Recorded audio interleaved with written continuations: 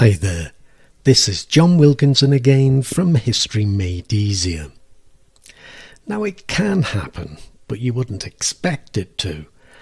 A single party and authoritarian leader rising to power during a period of economic prosperity.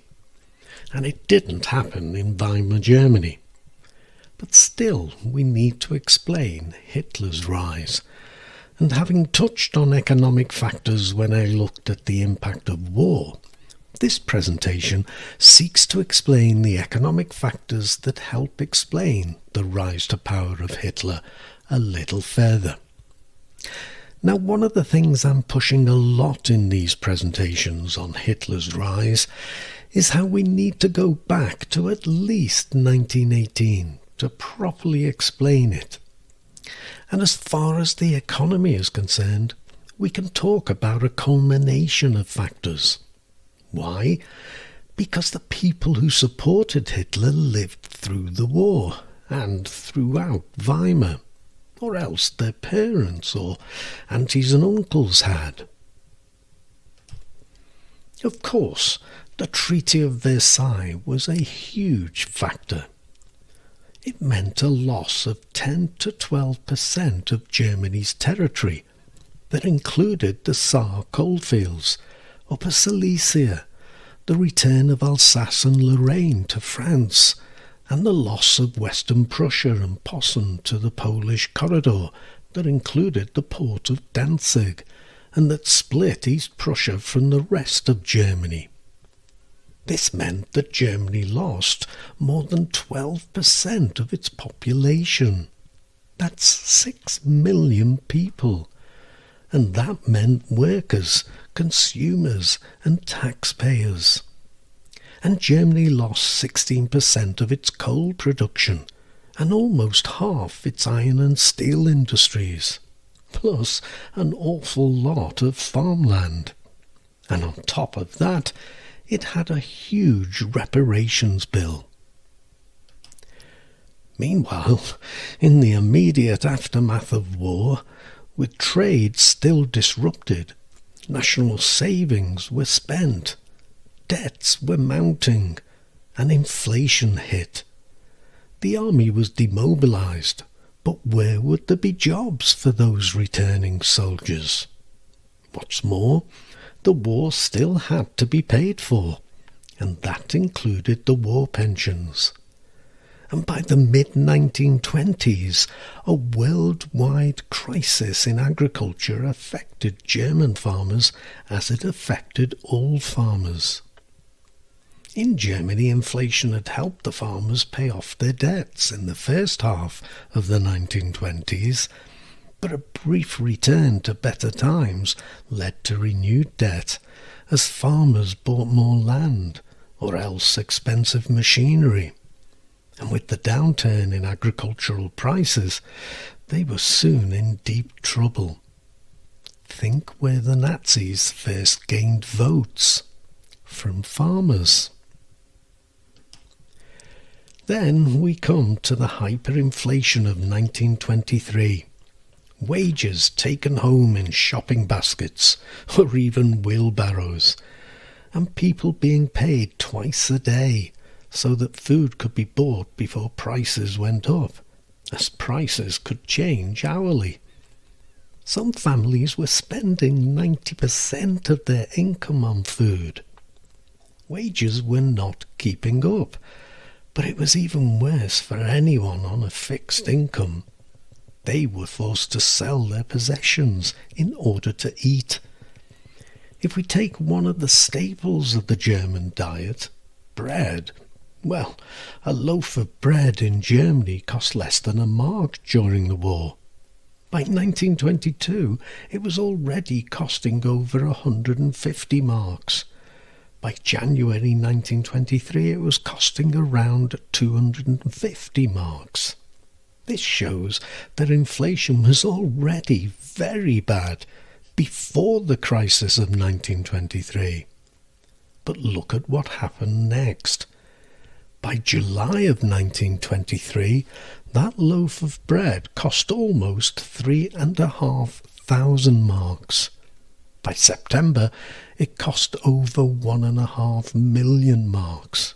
And by November, you would have been paying 200 billion marks. It's beyond our imagination to comprehend what had happened to the mark, except to realise that it had simply become worthless.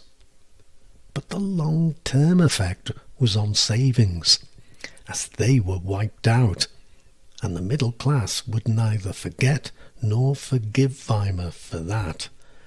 Again, think about where the Nazis gained their support. And then we come to the Great Depression and mass unemployment. But unemployment was on a roller coaster ride throughout the 1920s, reaching 2 million by March 1926.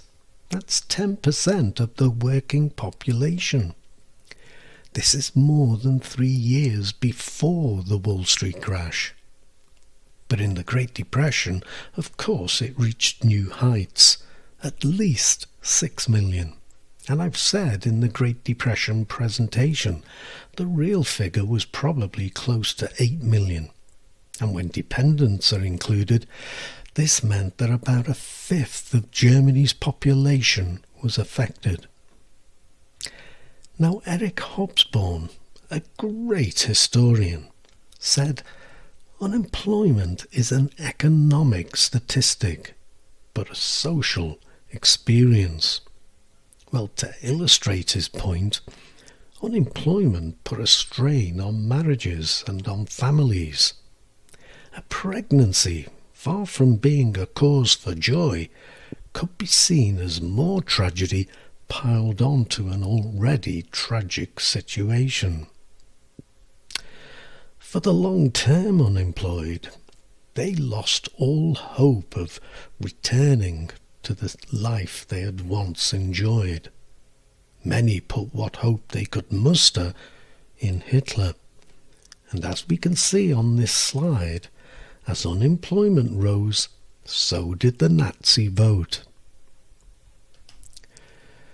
Now, I always wish I could pack more detail into these presentations, but if I did, I fear they'd be too long. But I can in tutorials. And could I just say that my tutorials are designed to be self-contained. That is, they don't involve extra work outside of them, unless, of course, that's something you want.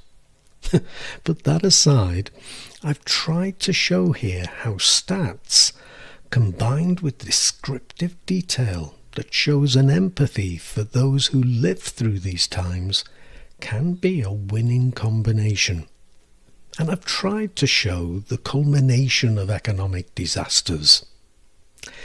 In other presentations, I've talked about the young man of, say, 19, who went to war when he should have been going to university, and who returned to a very uncertain future, who would have been about 22 or 23 in 1923, thinking of marrying maybe, but instead he faced the disaster that was hyperinflation, and who in 1930 may have had a young family, but found himself unemployed with no hope of finding another job. These are the people who turned to Hitler and to communism, but more of them turned to the Nazis. And no wonder. While successive Weimar governments failed to help Germans, Hitler seemed to offer solutions. Rearm and create more jobs. Tear up the Treaty of Versailles and get German land back and end the reparations. Lebensraum, so more land, more farming, more minerals. And smash communism and socialism. So, a capitalist solution. I do hope this was interesting and useful for you, giving you things to think about. Take a look at past exam questions and see how my approaches here would form the basis for high-scoring answers. I aim to do a series of presentations on skills that will of course include approaches to exam questions. So look out for that. And do please sign up to my YouTube channel if you haven't already. It gives me the spur to keep going. Good luck with your studies. Cheers.